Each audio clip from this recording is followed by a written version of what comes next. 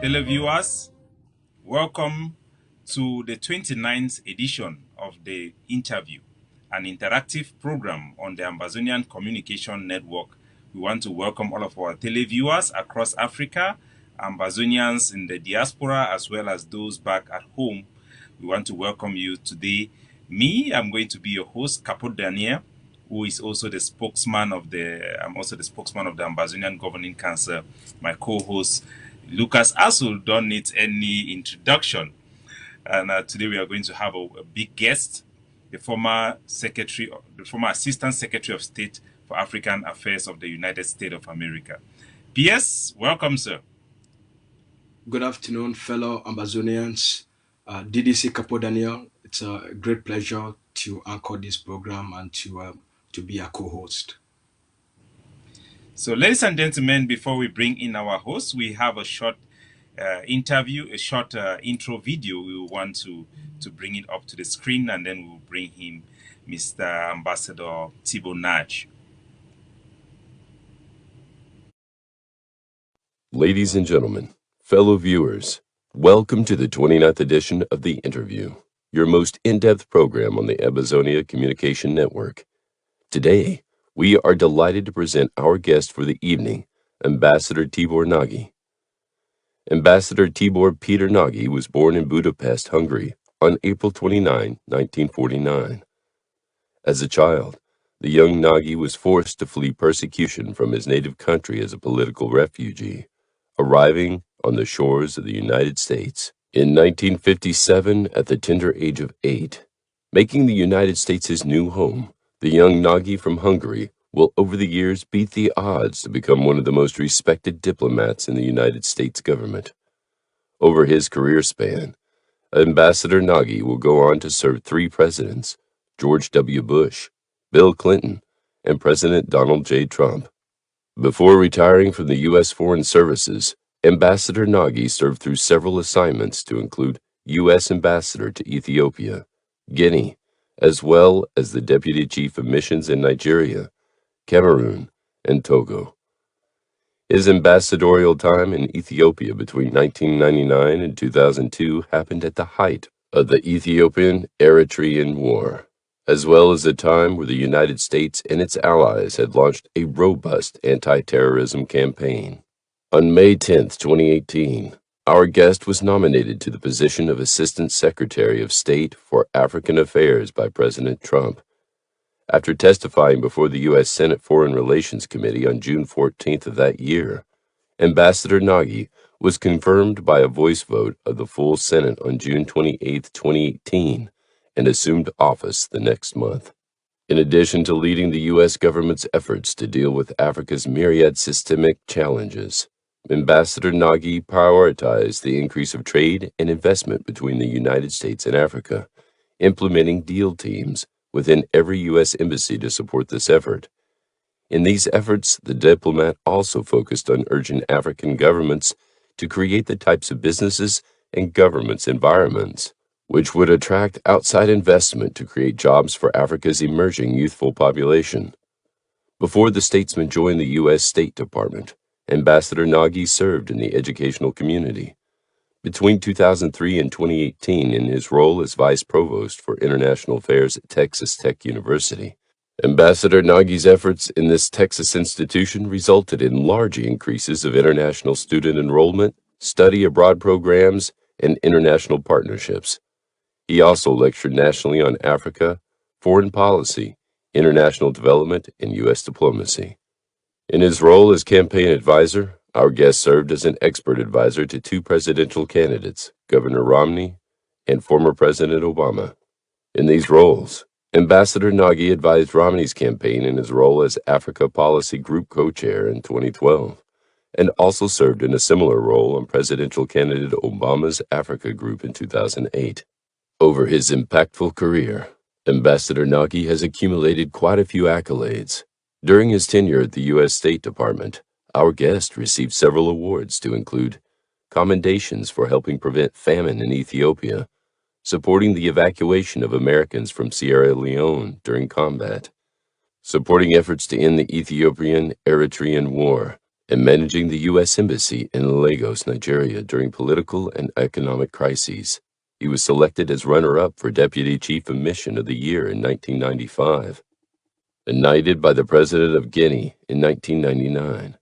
It should be noted that Ambassador Nagi has also contributed periodic op-ed pieces and co-authored a nonfiction winner of the 2014 Paris Book Festival on managing in difficult international environments.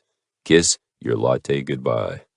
Fellow viewers, it is our pleasure to now welcome our guest to the 29th edition of The Interview, Ambassador Tibor Nagi. Welcome, Mr. Ambassador. Good morning. Can you guys hear me okay? We can hear you very clearly, Mr. Excellent. Hey, you know, that introduction was really something. I need to save that for the future. I was watching it quite long. Our production crew really take a lot of time, especially you are a very busy man, Ambassador. We want to welcome you. And thank you so much for giving Africans an unprecedented access to your personality.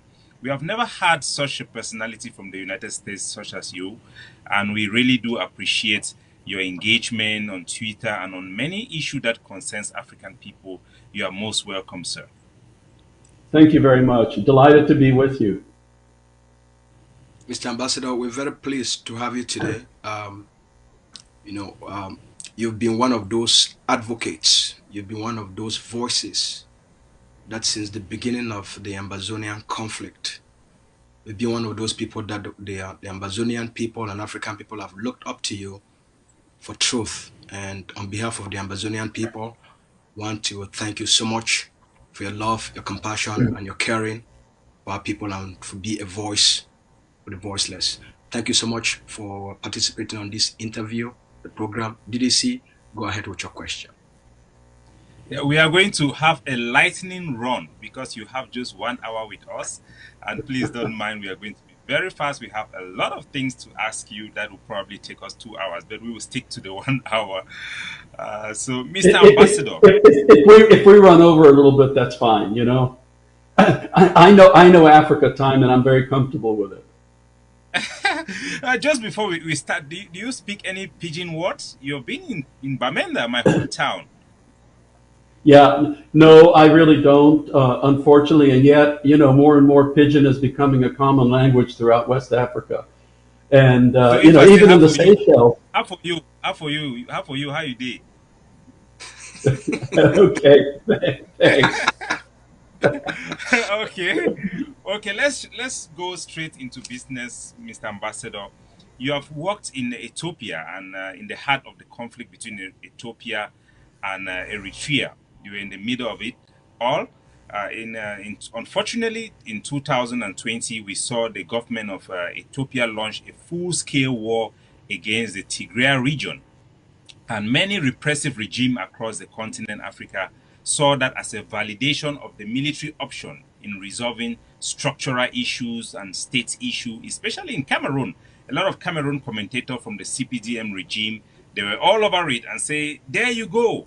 If Ethiopia can use war against its people, it's validation in their policy to choose a military option in Ambazonia. And it didn't take long for the Tigrayan region to run over the Ethiopian troops, capturing thousands of them, and were on their way to capture the capital of Ethiopia. Have Africa not learned any lesson on how things have unfolded in Ethiopia?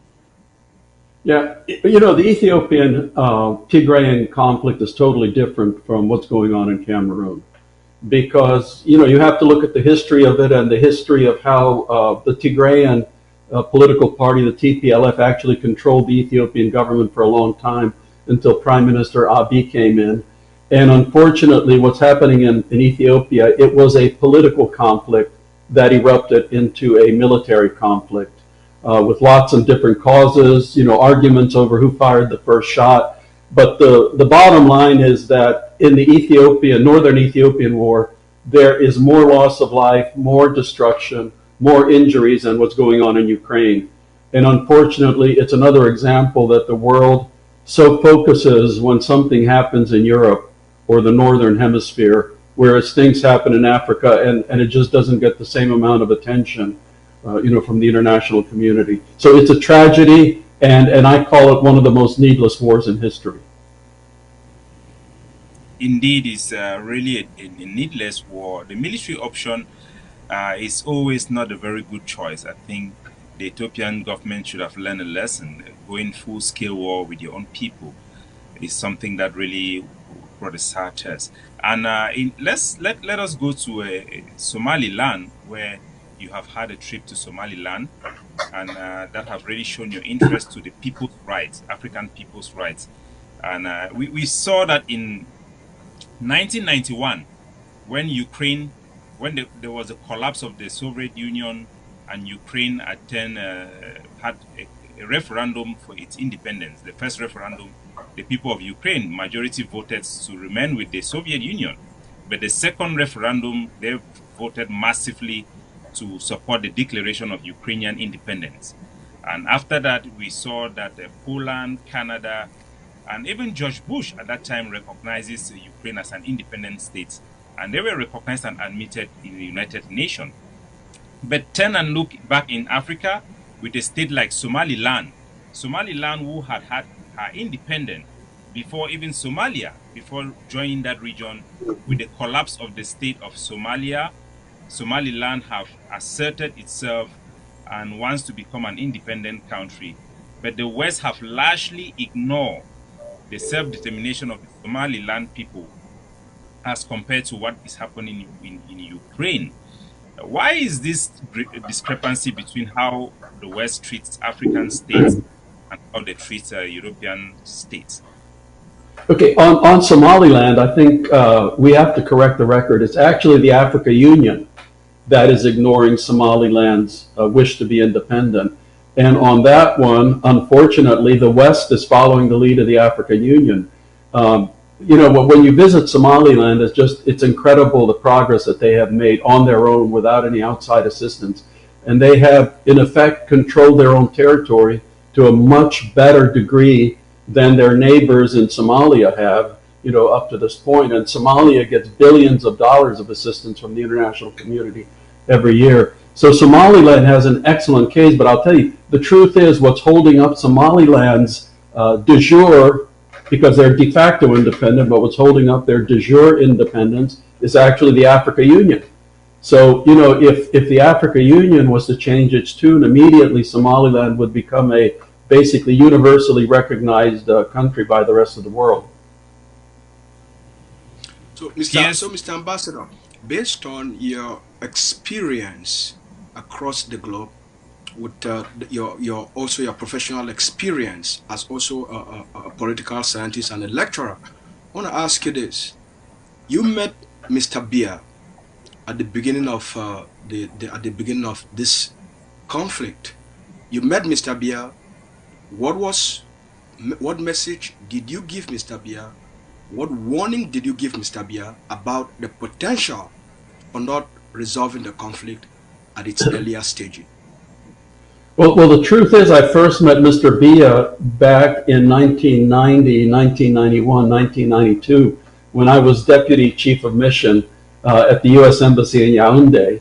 Then, of course, the next time I met him was when I came back as Assistant Secretary of State. And the message that I brought is the message that, the United States is still making, is that the suffering in the Anglophone region, Southern Cameroon's Ambazonia, whatever you want to call it, has to end, and that it is largely the major responsibility is in the hands of the government, because it's the government that instigated the crises.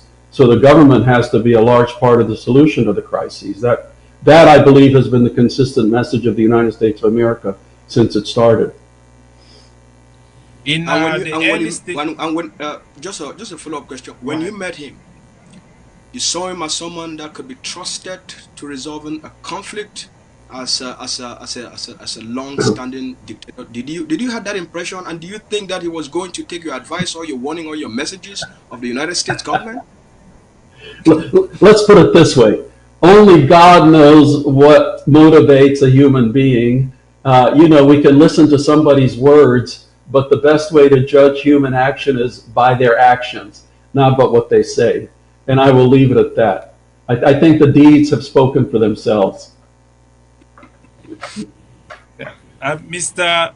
Ambassador, the United States takes a lot of pride in protecting her citizens abroad. It is almost 4 years now since Charles Wesco was killed in front of his husband, his wife, and son in Bamenda, and he was allegedly killed by the Cameroon military. They claim it was a crossfire, but Charles Wesco was also the brother of a sitting representative of the United States in Indiana.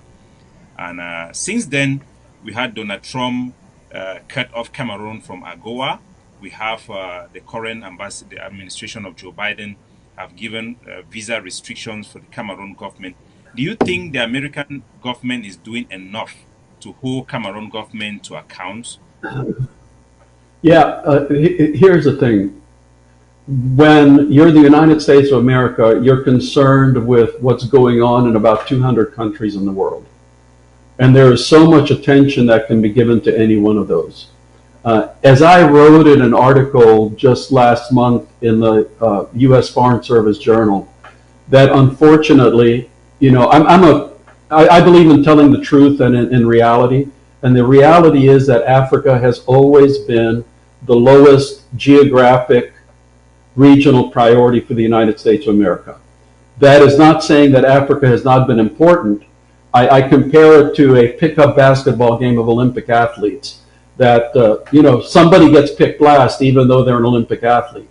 And that is just how it has been with United States relations with the world since independence in Africa. Hopefully that will change this century as people realize the true importance of Africa.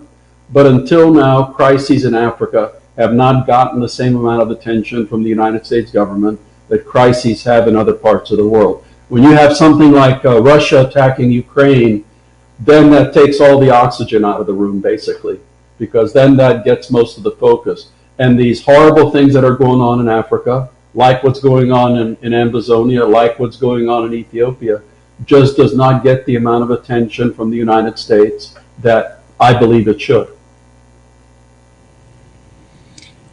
It's really unfortunate because we have watched crises like that of Rwanda turn into genocide. We watched the problem in Sudan, millions of Africans being slaughtered before the Americans really put their weight on that problem to resolve it, after you have celebrities in America that stood up for the plight of the people of Southern Sudan. In the crisis in Ambazonia, which have been described by Allegra Bechi, the United Nations representative in Cameroon, as the forgotten crisis. We remember in 2019, the European Union made a motion that concluded, I quote, military trials, that Cameroon should stop military trials for civilians, and francophone courts should not be used to try anglophone detainees.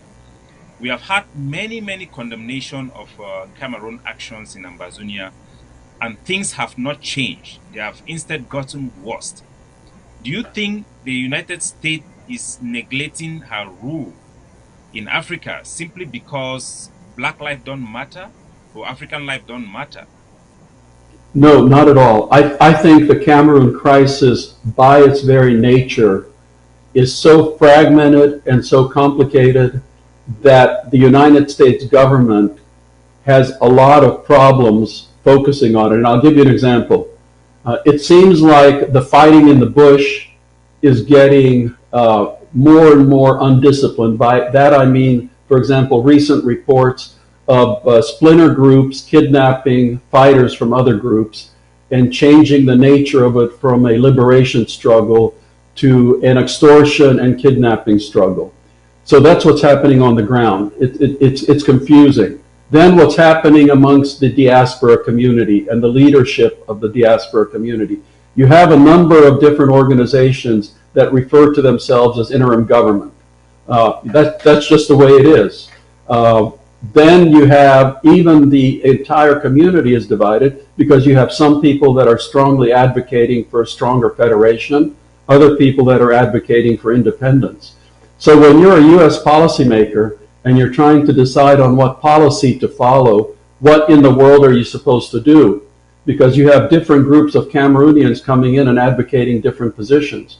So the one standard position then that the U.S. government can take would be to oppose the human rights violations, to call on the government to exercise discipline, to call on the groups to exercise discipline, but without a unity in the struggle, either unity of purpose or unity of structure, it's going to remain very convoluted, complicated, and it's not. I'll be honest with you guys. Again, I believe in telling the truth.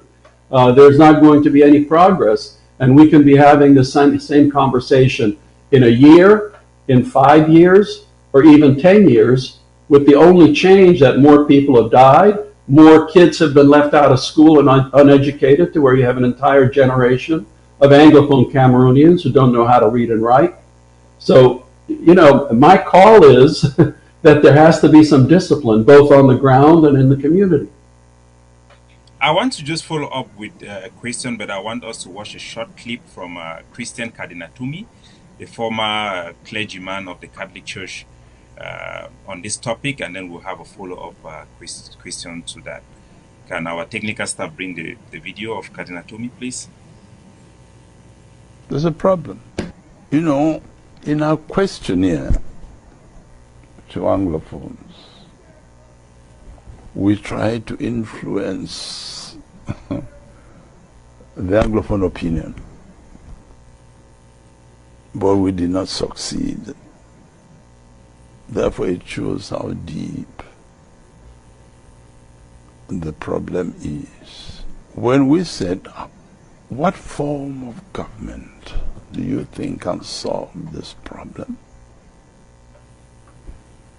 Federation, for example. Decentralization. I think just about 4 or 5 people reacted out of 1,000. 69% of Anglophones said absolute, the word they used, many used was absolute separation. That is to say, cessation. What? Who was taken aback? Secession was not on the questionnaire. You had federalism and decentralization. Yes. And they ignored the two. But then we said, have you any other proposition to make? We left it open. But many said in the questionnaire, acting on outside the questionnaire, said we should have proposed also a referendum. They said, no, a referendum is not a form of state. So, Ambassador, the fact that we have had a celebration of our Independence Day where we have massive participation of indigenous Ambazonian across our territory. We have massive amount of Ambazonian liberation fighters across our territory. And you have Christian Kadinatumi, who have had a scientific polling of Ambazonian population. More than 96% of our population, they go out of their way to say we want outright separation and independence. Why will somebody be looking at some superficial division and somebody calling themselves a government when we know they are not a government? When it is quite clear that the people who are calling for federalism are less than 1%. According to scientific poll, 96% of our people want outright independence. How could that be confusing? Okay, here's the thing. Your comments should be directed at the Cameroonian diaspora, not at me. You know why I was smiling listening to the good Cardinal?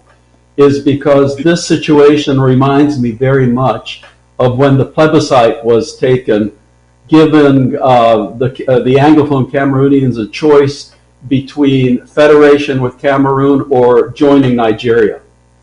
Because at the same time, there was nothing on the ballot for independence. And I know that still is very much a factor. So here, Cardinal Toomey, who I knew when I was, deputy ambassador, I have eminent respect for him. He makes the point. But but really your comments need to go to the Cameroonian diaspora, because as long as, maybe 99% of the people on the ground support independence, but not 99% of the intelligentsia and the elites in the Cameroonian diaspora support independence. So your argument really has to go to them, because I tell you, as long as representatives, write articles, engage with policymakers in the United States government, and advocate for federation, then that's going to sow a certain amount of confusion. I mean, you look at liberation struggles across Africa, and the ones that have succeeded were the ones where you've had a unity of purpose and a unity of structure. The SPLM, SPLA in South Sudan, for example, the EPLF in Eritrea, of course the Somali National Army in Somaliland. But as long as you have this fragmentation, all you get is confusion. Because, again, truth and honesty, and I'm sorry to, if somebody will not like this, but in the United States, I would guess that about 8 out of 10 people have never heard of Cameroon, let alone Ambazonia. Certainly amongst a certain sector, people have, but if you ask people on the street, they will not have any idea. So the message, that's why it is so important in a issue like Ambazonia, Southern Cameroon, there has to be absolutely a unified message. And as long as different groups show up in congressional offices advocating different points of view, the situation is going to go on as it is. And that is the truth. Mr. Ambassador, Mr. PS, let me follow up on this. Mr. Paul Biya have been a master of these guys. We have seen him having a proxy Ambazonian representative.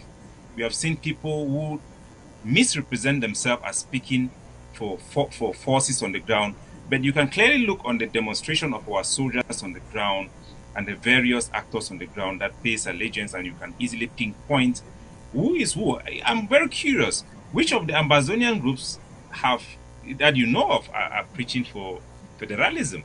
Because so far as we know, the only people who have been talking federalism publicly are some individuals who are very insignificant in terms of following and are almost inconsequential in terms of public mobilization for people who are, for the most part, demanding independence. Curiosity, who are those asking for federalism that you can point to? At least for independence, you can say the AGOVC and the IGs and all those stuff. Are the IGs speaking for federation? No, they're not. But I know that I think recently there was a conference of a group of Cameroonians who are in favor of, federation. And again, I have to tell you, people in U.S. policymakers, especially in the congressional offices that have to follow incredible number of issues every day, and most of their focus is on U.S. domestic political issues, if they have people show up in their offices who are dressed in a nice suit and have a nice title and are, academicians or others, they will get the same, reception as say, members of the various interim governments, which I believe at last count there are at least 4 interim governments. Well, would that be a joke? Mr. Ambassador, would that be a joke? There are now 5. So.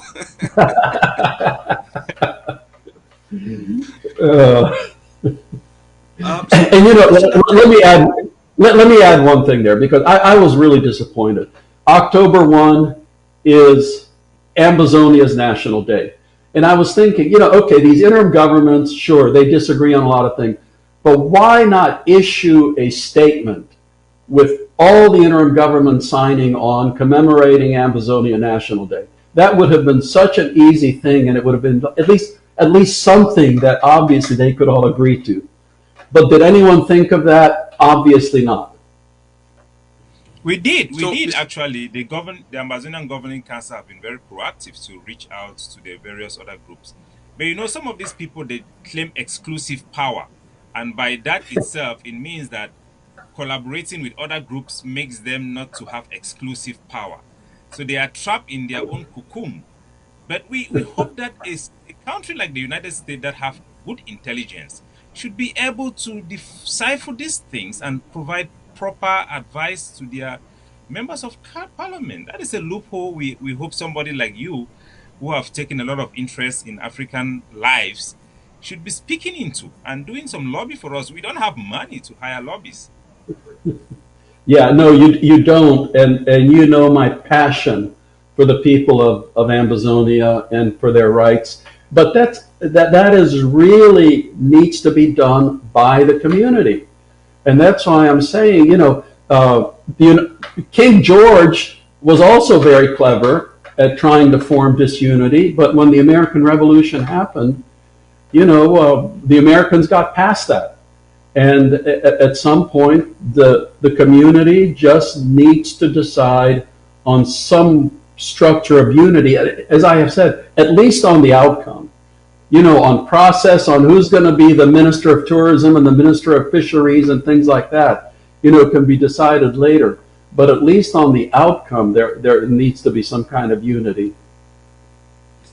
So, Mr. Ambassador, based on your observation as an expert and someone who's been directly involved in the conflict, what advice, based on your assessment of the rights of the people, what advice would you think would be absolutely practical, meaningful, and maybe that the Ambazonian people on the ground, what advice would you give forces on the ground, and what advice would you give the political leadership in the diaspora? Of course, obviously, I cannot advocate for any kind of violence, but, all I can say is that unity, because if the groups in the diaspora at least could agree on anything at all, I mean, anything, even if when's the date of the full moon, if they could agree on that and form a common group to engage on behalf of the struggle, then that would be tremendously significant, I think, to policymakers in Washington. On the ground, all I can say is that the liberation struggles which have succeeded, in each of those, the liberation fighters were seen to be on the side of the people. And when, the struggle on the ground closes schools and kills teachers and kidnaps priests, and they kidnap people from each other, then that has a threat of turning the conflict into the type of thing that happened in Liberia or is happening in the Eastern Congo, not the type of thing that happened in South Sudan. So from my point of view, unity and discipline, those two things are absolutely critical, or the poor people. I mean, I know and you know that the people of Ambazonia will eventually achieve their goals, because it has been shown over and over again that bullets and guns will not quench the human spirit and the human desire for their freedom and liberty. We saw this in Vietnam against the Americans. Unfortunately, we have seen this in other places, but liberation struggles need unity and discipline, and without that, it just becomes a bunch of hoodlums running around the bush. Yeah, I think to that, I think that we have seen through this 1st of October National Day celebration, thousands of our people coming around our forces looking well-dressed, seemingly very disciplined under their command structures and the various structure. We know that the Cameroon state controls the media. They use intimidation, judicial persecution to affect the way people perceive or receive information from the ground. If Ambazonian soldiers were really what they are trying to portray, we would not see this level of display of a community around them. We do understand that there are some infragments here and there, but we should really appreciate the fact that this is a popular struggle backed by the majority of the people, and we have created an anti-kidnapping squad We are doing everything we can to fight this this perception that Ambazonian soldiers are different from the community. These are kids from the neighborhood defending their neighborhood. Like other African countries, unfortunately, we don't have the media strength. But we hope you coming here would highlight that fact that these are indeed indigenous people defending their neighborhood and their block from a perceived alien threat from the state of. Have you had the opportunity to take international media on the ground so they could actually, go with the boys who are in the bush to see what they are doing? Yes, we have, and they have been stopped. Last year, I went in with an American-based news organs. We could not be able to penetrate the border because of control. The Cameroon state have rejected many applications because they will have to come legally. The Cameroon state have even rejected the coming of the Human Rights Watch, their activists to come from in the ground. So this should tell the world that what news is coming out from that country is not very reliable, unfortunately. Because during the SPLA struggle in South Sudan, many times they took journalists with them, into the country to actually get a first-hand view of what was going on. I cannot imagine that they entered the country through the border checkpoints with Sudan at the time. But to get your story out, you have to get your story out. That's just the way it is, because you guys are media guys, so you understand that. Let's get another excerpt from this time from the United Nations General Secretary Antonio Guterres. And, DDC, before we get to Mr. Guterres's comment and statement at the United Nations, let me ask a follow-up question to the ambassador. Many times you have advised and suggested to the Ambazonian people that the United States policy can change at any time based on the situation on the ground. Mm-hmm. Based on your assessment from what we just saw on 1st of October, the Cameroon government banned public activities in Ambazonia on October 1. They banned 2 or 3 to gather.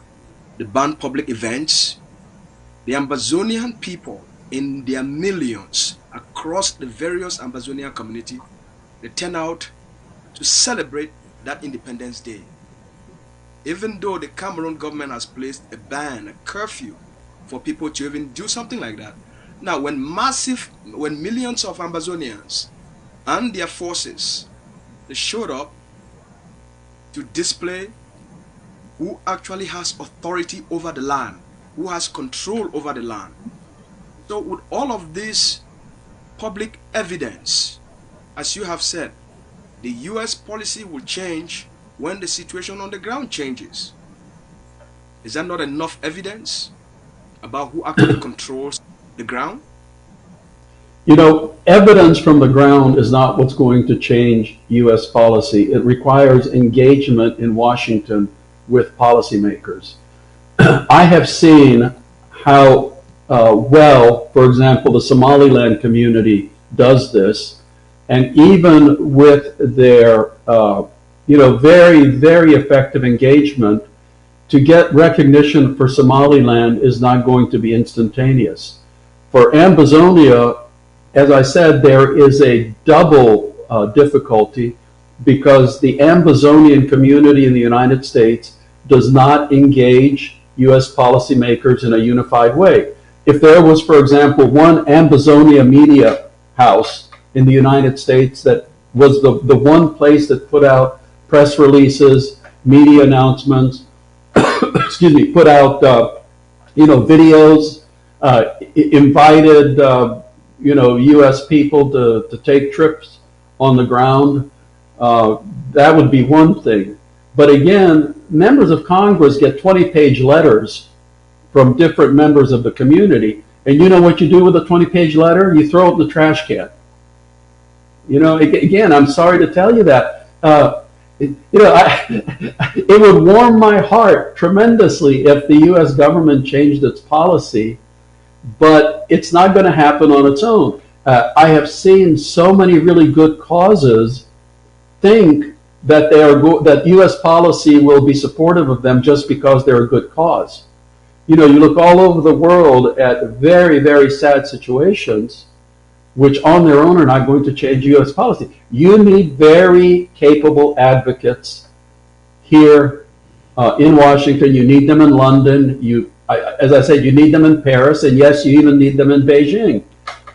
So, that is why I sound like a broken record on this unity business, because as long as there's many voices, all you have is a cacophony.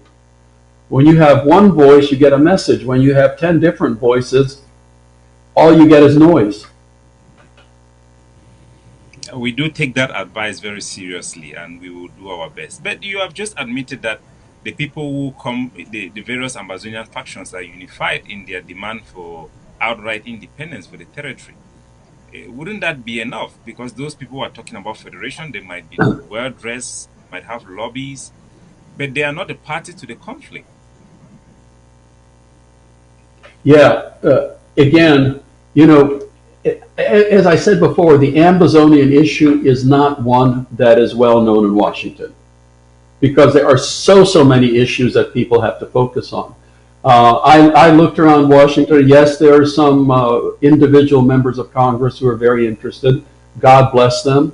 They're members, of the congressional staff, and don't ever forget how influential congressional staffers are, because they're the ones who write the legislation.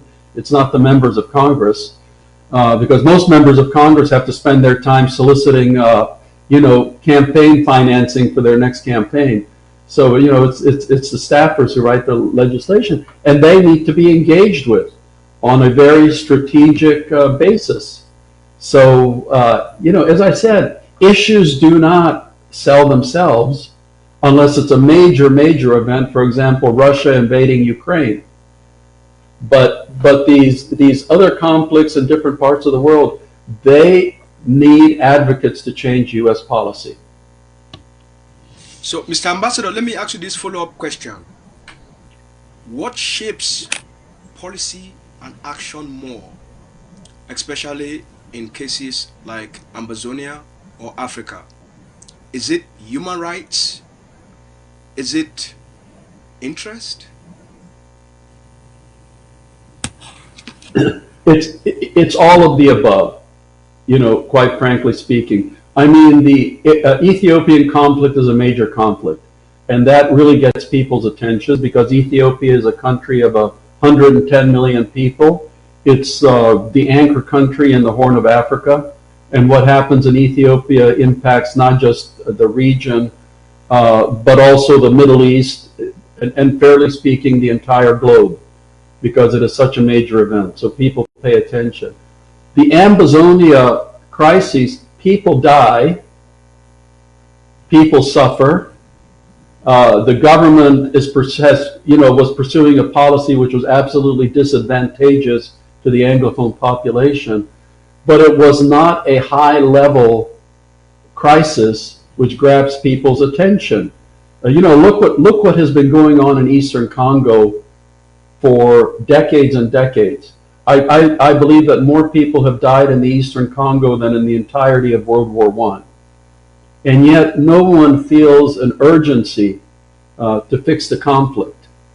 And unfortunately, that is also the characteristic of the Ambazonia conflict, because number one, France has not been engaged with to change its policies. I tried, when I was assistant secretary, but I could find no interest. Two, when the United States of America looks at its relations with Cameroon, at the top of the list, yes, the human rights concerns in Ambazonia are very much at the top, but also at the top is the fight against extremism, which is going on in the Lake Chad area. So the United States sees Cameroon with one eye on the crisis in Ambazonia, but the other eye on the conflict with the larger regional factors in the north. So there are these complicating factors. It's not a, it's not a left-right either or binary decision. There are more complications involved. And the more complications involved, the more of a selling job you have to do in Washington, the more of an engagement you need to do. So you add to that the disunity of the diaspora and the different messages that the members, the policymakers are getting. So the tendency then is to throw your arms up and say, you know what, we have enough problems in the world to worry about. We just don't have time to take away the layers of the onion, one peel at a time, to get to the bottom of this. Again, I hate to be the bearer of bad news, but I have to tell you guys the truth and the reality the way it is. Yeah, and a reality check. I think, don't you think that especially when the United States is dealing with influx of refugees, and majority of them are coming in from Africa, states that have failed due to the problems that have been caused by French, primarily by French foreign policy. We have seen many French states like Mali, Burkina Faso, Guinea, Central Africa with military takeover. We are seeing that the population have even in most. I've seen you lament in your Twitter. Most African states, especially those linked with France, are now raising the Russian flag, including Cameroon, because they have lost hope in democracy and the rule of law. We have seen the French government support a coup d'etat, a constitutional coup d'etat in Chad, and Ambazonia sits at the Gulf of Guinea. When will the United States stand up to the French foreign policy in Africa, while they are the ones absorbing the bulk of refugees that are coming from these failed states backed by France? Again, you have to look at U.S. overall relations with France and ask yourself, okay, the United States and France, is the most important part of the bilateral relationship Africa, or is the most important part from the point of view of the United States what's happening in Europe? And say French support for Ukraine in the war against Russia, or the leadership of Macron in the European Union. So from the US point of view, what happens in Europe takes precedence over what happens in Africa. Whether that's right or wrong, I can't say. I'm dealing with reality. I'm telling you the way it is. So that is how it looks. When you look at Africa, the US and France in Africa, France's role in Africa at the top of the list is France helping in the fight against extremism in the Sahel. Now, France, as you have pointed out, has run into major difficulties there with Mali, with now Burkina Faso, and other places. Chad is one thing. So you have to look at the entirety instead of just looking at one little small piece of it. That's why, as I said, if you want to advance the cause, you have to engage, you have to educate, you have to be patient, because in effect you're turning a battleship around. And as we all know, battleships take a long time to turn around. You have mentioned, Mr. Ambassador, you've mentioned France as having a lot of influence over Cameroon and their relationship with the United States. In some of your interviews to the Ambazonian people, you have suggested to them the pivotal role that France can play. And you've said, hey, look, I can be very honest with you guys, nothing can happen unless France is engaged. How can the Ambazonian people engage France? At the same time, France is trying to, to re-establish its relationship over Cameroon because of Russian influence over Cameroon. Mr. Biya is taking advantage of the crisis across the globe and try to leverage this international balance of power, so that his human rights abuses, cannot be sanctioned by either France or any of the members of the United Nations Security Council. That's why it's opted to have a military alliance with Russia as a counterbalance to that. So in your perception, in your experiences, how can the Ambazonian people leverage France and forget about the perception of France control over Mr. Biya? Yeah, here's what I would say. Okay, I am not an Ambazonian diplomat.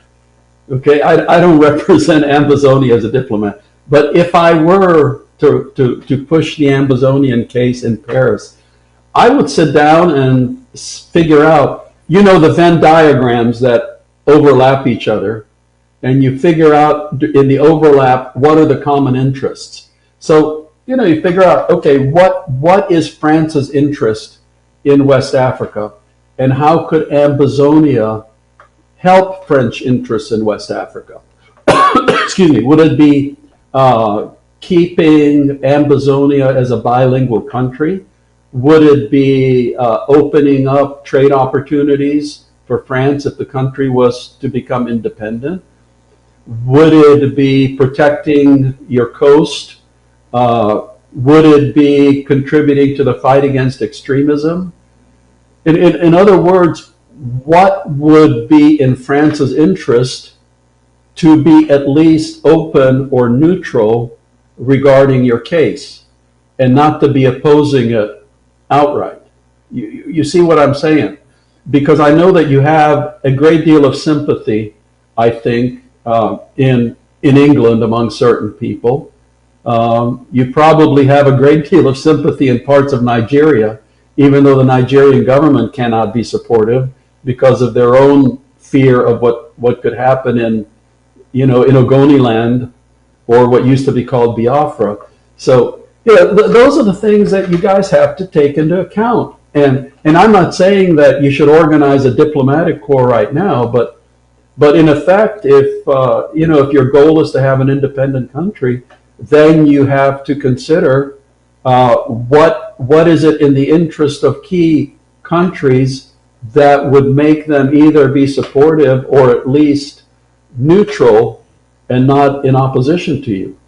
Because otherwise, all you're going to do is keep issuing letters and statements and declarations and things like that. And as I said, we can have the same conversation next year and in 5 years, and if God leaves me alive for 10 more years, and in 10 years.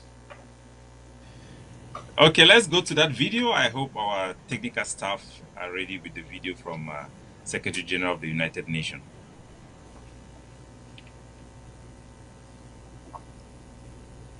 The Russian Federation is one of the 5 permanent members of the Security Council, shares a particular responsibility to respect the Charter.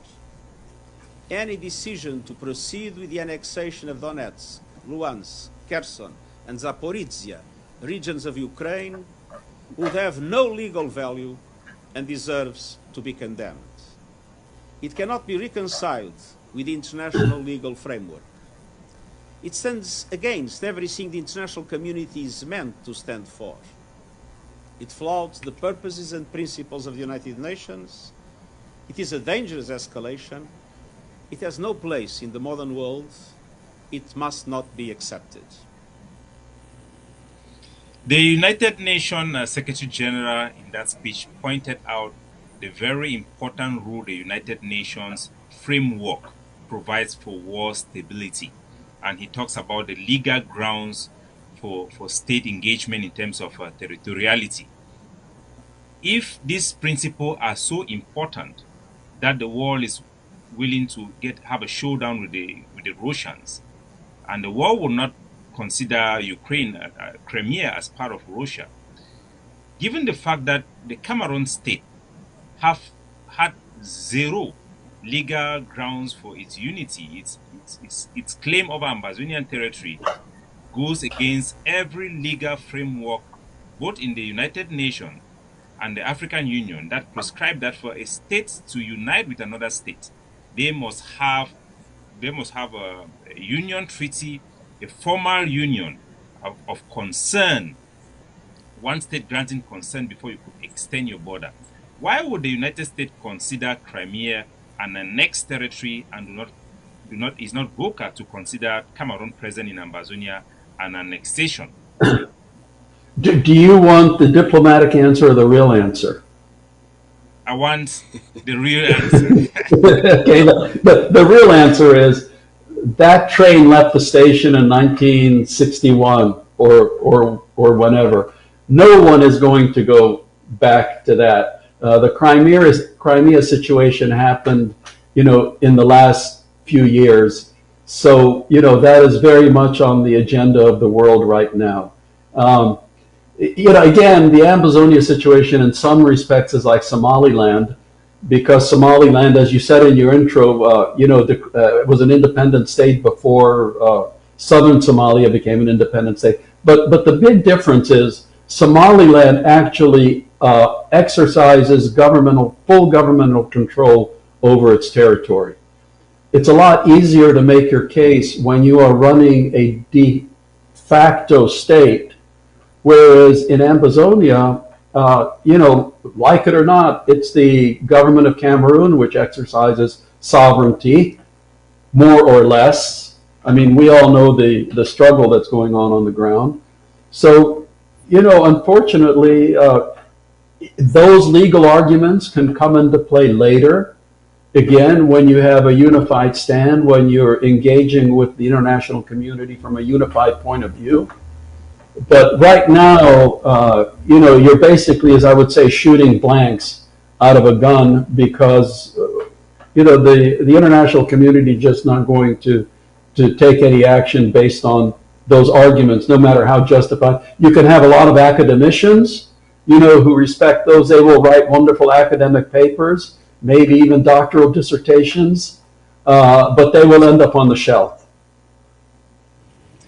What type of a war do America really wants us to live in? A war where the strong and the powerful must take what they can, and the weak and the unpowerful must suffer what they have to suffer. Because when you look at Ambazonia, you look at these poor African people going through torture, humiliation.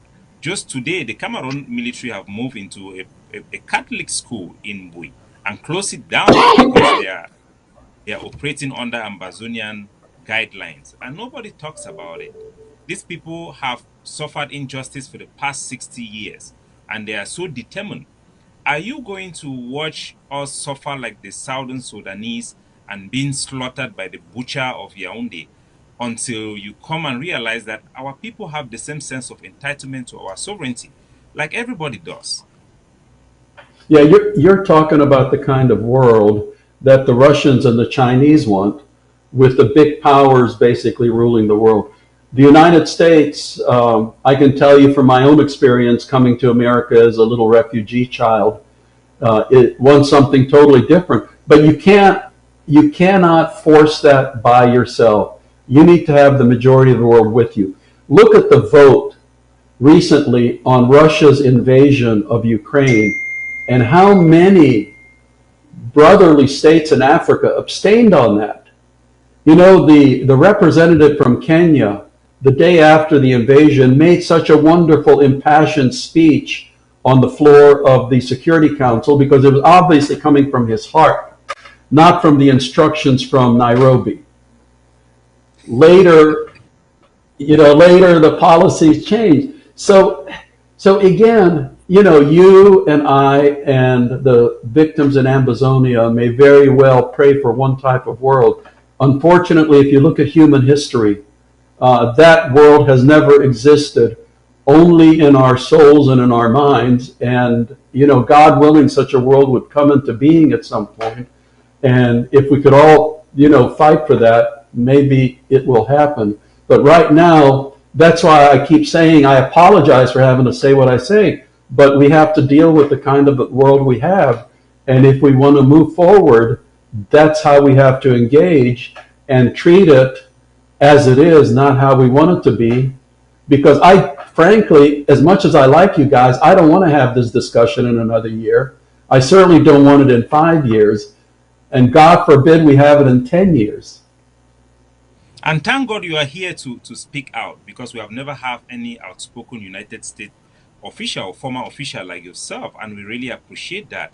And to that, don't you see that America is losing that dream of a war people like the father of Dr. Chuayaba, who is our leader, fought for, when thousands of Africans were recruited by the British with the promise of a rule-based international war order? We fought and liberated Europe, and yet African life or black life don't matter when it comes to Africa.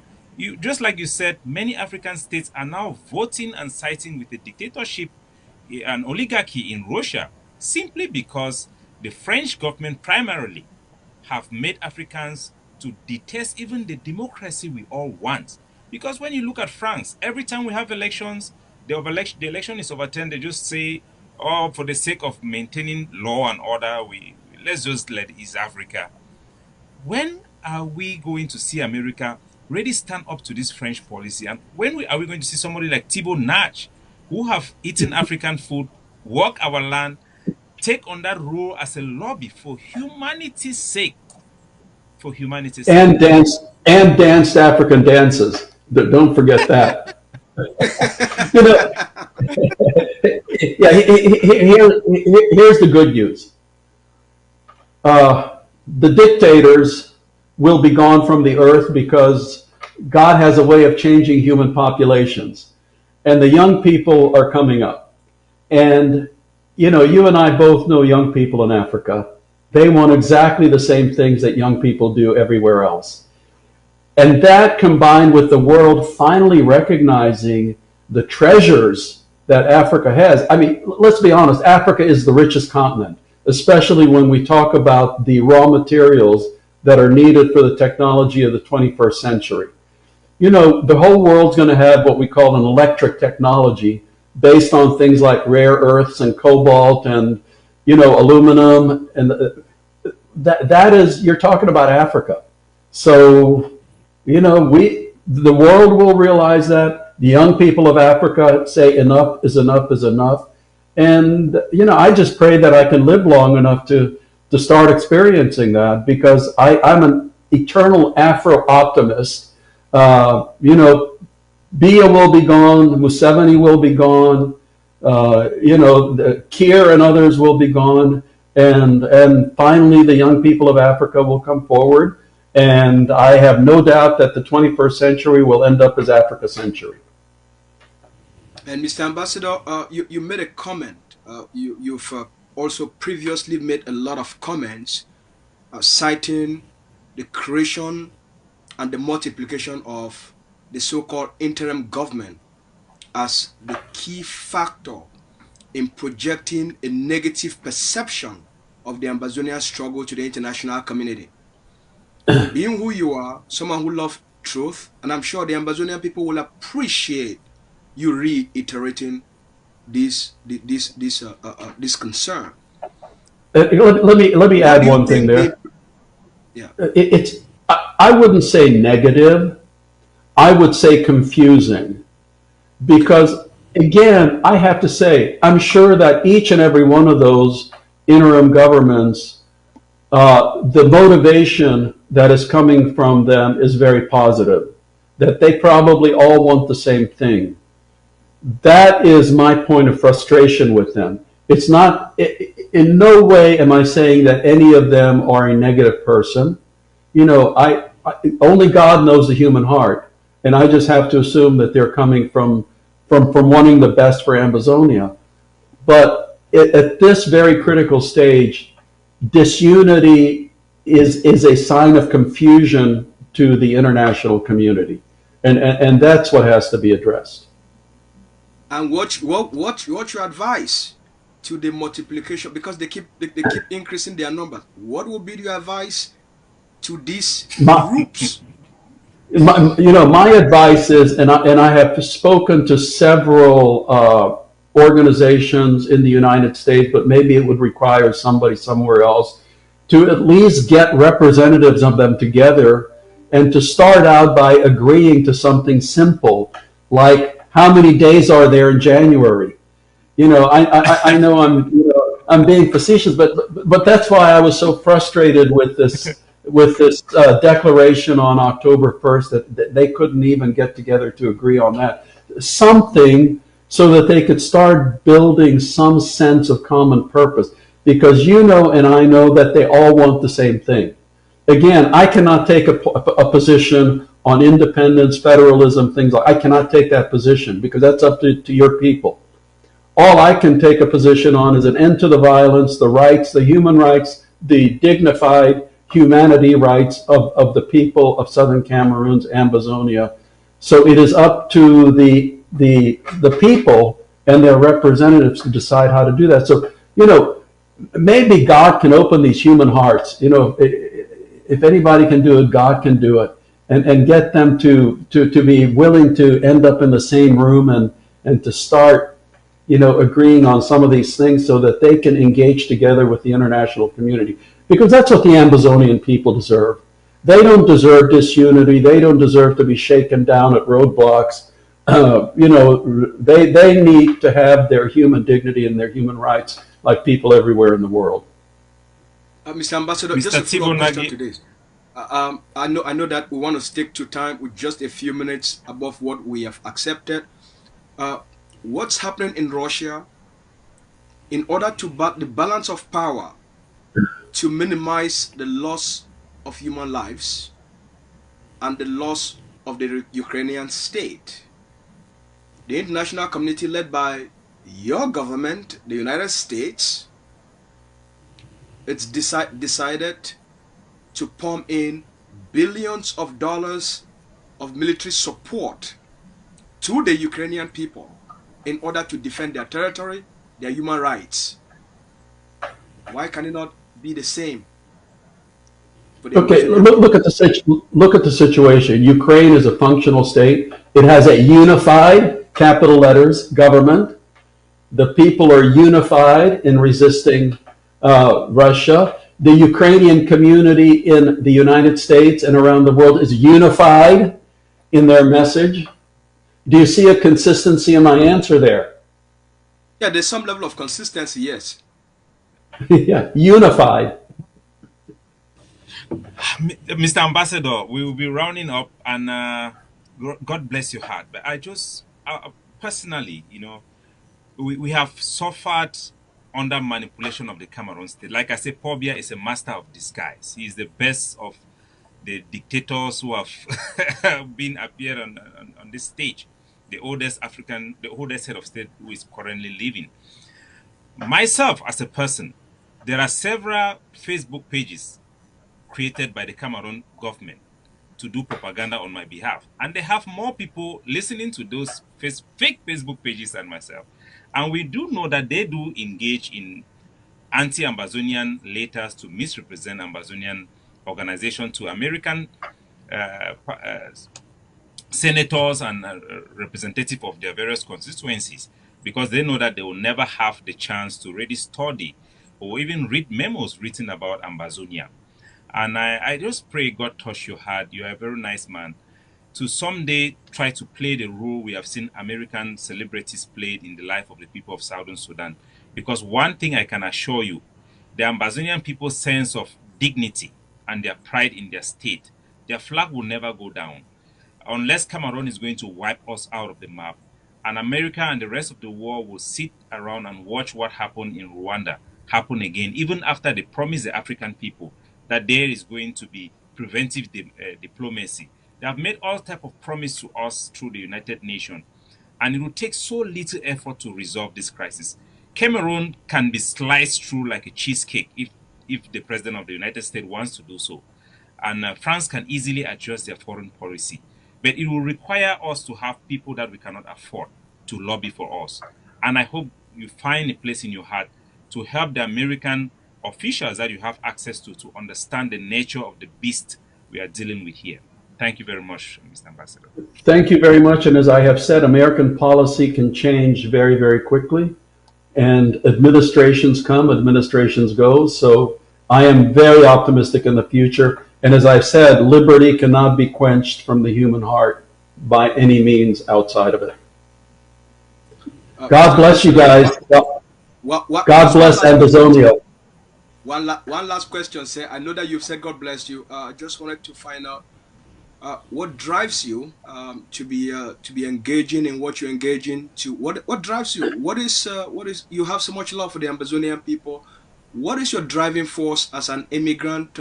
If you were to advise an Ambazonian child, an Ambazonian woman, an Ambazonian boy in Ambazonia watching you today, being an immigrant, what does freedom mean? Freedom means being able to do it. Based on who you have become today. Freedom means being able to do anything you want to do and not having any limitations. Ambazonians in the United States, I encourage them to join the U.S. diplomatic service when they become citizens. And what drives me, frankly, is the time I spent in Cameroon. I became totally in love with all of the Cameroonian people, all the way from Kusari, down to Campo, over to Bamenda, up to Mamfe. And John Perundi was my good friend. I saw how a stolen election happened, back the first multi-party election. So, I have a true passion for the people, and I would love for them to see their full rights. God bless you, Ambassador. Yeah. Thank you so much for taking the time. Bye-bye, gentlemen. Take care. Bye-bye. Bye, sir. So finally, we've had Ambassador Tibor Nagy, who have accepted our invitation. Myself and my partner and my brother, my coach, my personal coach, Mr. Lucas Asu, and want to thank our technical staff who are behind the scene, pulling everything together, and even in particularly our missions abroad for supporting and making sure that we have this TV and this platform to reach out to a wider audience. And we keep on encouraging them to support us financially so that we can do this job for our people. Like you hear Tibor Nagy said, freedom is valuable. You cannot put a price on freedom. Even from Hong Kong, where I live, we have a very high degree of freedom. And we must make sure our people have the dignity to live free from Cameroon occupation, Cameroon terrorism, and live just a life of themselves. We must create this for ourselves. Fellow Ambazonians, first of all, I want to thank my co-host, DDC, the spokesman, and also the spokesman of Ambazonia Governing Council. We want to thank our technical team. They have been working the last maybe 72 hours non-stop just to prepare for this interview. And so we can thank all of you in the studio enough. Thank you very much for what you do for the Ambazonian people. You've listened to an expert. You've listened to a diplomat, one of the most respected diplomats in the world. He has poured his heart out to you, the Ambazonian people. You've listened to his suggestions, his advice, his opinion, and his observations. It's now up to you. That's the message. Thank you very much. Good night.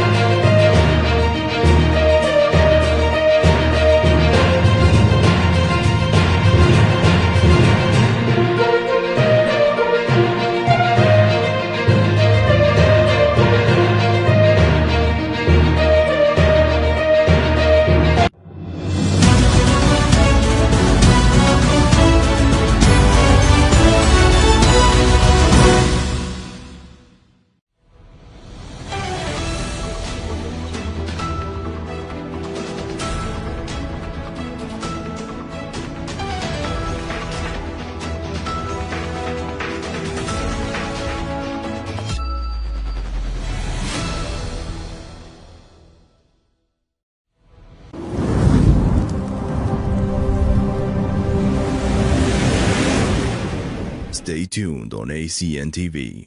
We will be right back.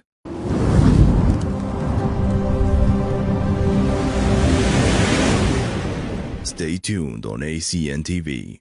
We will be right back.